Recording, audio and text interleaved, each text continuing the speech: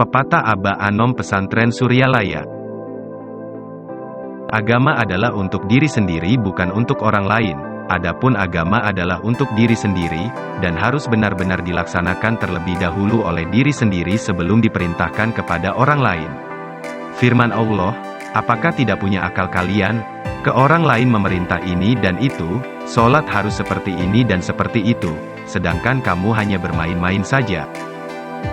Dunia adalah kebun akhirat. Oleh Aba akan disampaikan salah satu hadits Nabi, bahwa dunia adalah harus dipakai untuk persiapan bekal di akhirat, tanaman agar mendapatkan hasil di akhirat.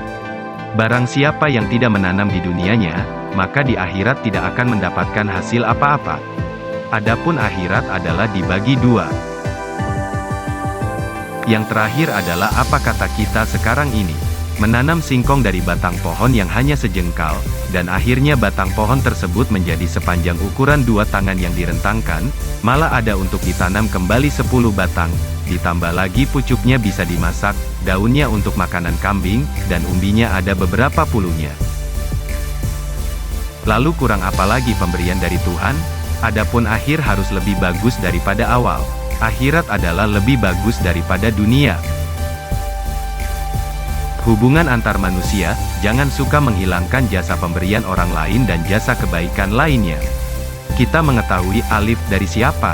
Kita mengetahui bi, mengetahui jim, mengetahui ayat-ayat Quran dan mengetahui hadits bukankah dari guru, dari teman.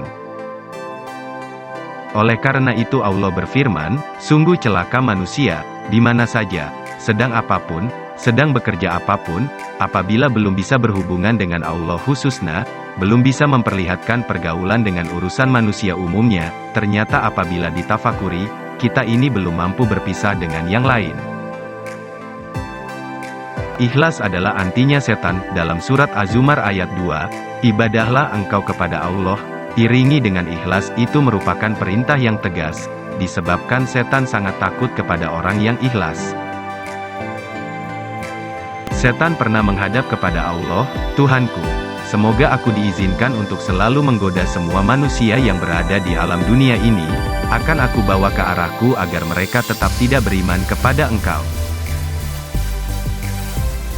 Setan tersebut bukan tidak ma'rifat kepada Allah, mereka sangat mengetahui bahwa Allah mempunyai kekuasaan, mengetahui bahwa Allah adalah tunggal, malah mereka sudah pernah berdialog dengan Allah. Hanya sedikit saja dosa mereka, yaitu, aba wastakbaru, mempunyai rasa sombong dan tidak mau menuruti perintah Allah. Mempunyai perasaan dirinya adalah yang lebih baik dibandingkan dengan manusia, permintaan setan tersebut dikabulkan oleh Allah. Hanya menurut setan, adapun terhadap orang yang ikhlas, aku tidak berani. Nah, iya kan, takutnya setan hanya oleh orang-orang yang ikhlas, bukan oleh orang yang pintar, bukan oleh orang kaya, bukan oleh haji, tapi oleh orang yang ikhlas. Awali dengan membaca niat. Sabda Nabi yang dikutip oleh Imam Syafi'i, apabila akan melakukan sesuatu, terutama pada pekerjaan yang diharuskan dalam agama, harus diucapkan niat, nawaitu, fardu, lillahi ta'ala, dan seterusnya. Adapun yang sunat, yang boleh, semuanya juga lillahi ta'ala. Malah oleh Imam Syafi'i membaca niat hukumnya sunat, agar kita benar-benar merasakan tetap pada rel lillahi ta'ala, apabila keluar dari itu malah menjadi kusut.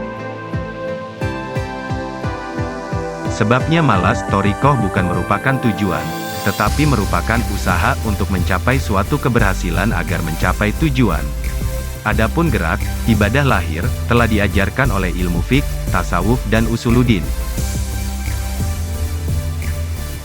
Sedangkan jiwa diobati oleh zikir agar kemauannya timbul, sebab bukan tidak mampu untuk menggarap tani, menggarap dagang, bukan tidak ingin memberikan pertolongan kepada orang lain, tetapi kemauannya yang tidak ada dikarenakan sedang datang malas. Apakah yang menyebabkan malas? Dikarenakan sedang ada godaan setan dan bujukan nafsu. Adapun godaan setan dan bujukan nafsu berada pada perut. Oleh karena itu zikrullah berguna untuk memperhalus diri, untuk melepaskan kemalasan, untuk mengajarkan diri agar menjadi manusia yang mempunyai kemauan. Tanpa zikir tidak akan bisa, dikarenakan manusia diarahkan untuk mentaati Allah dan Rasul-Nya kepada arah lillahi ta'ala. Itulah sebabnya Nabi mengajarkan ketika kita akan memulai suatu pekerjaan yang baik harus diawali dengan membaca Bismillah. Setiap perbuatan yang baik apabila tidak diawali dengan membaca Bismillah, maka perbuatan tersebut dianggap tidak berguna. Bermusuhan menghilangkan bekas zikir. Ingat, jangan sombong karena punya thariqah, merasa bangga karena sudah belajar thariqah dan sudah melaksanakan zikir, tapi hasilnya tidak digunakan. Kalau begitu, mana hasilnya zikir kalau masih suka bermusuhan saja? Kalau sudah bisa zikir tidak ada lagi pekerjaan yang lain kecuali selalu berdamai, akur, seiring sejalan, mengamalkan tanbih. Dengan siapa lagi kita akan seiring sejalan kalau bukan dengan teman-teman? Jangan hanya sekedar yang di sini saja yang kita anggap sebagai teman, tapi kupiah yang kita pakai ini kan hasil karya yang lain semuanya juga. Masa sih kita tidak mau memperlihatkan rasa berterima kasih? Oleh karena itu sangat penting kita mau bersyukur kepada Allah. 11 Muharram 1391 H.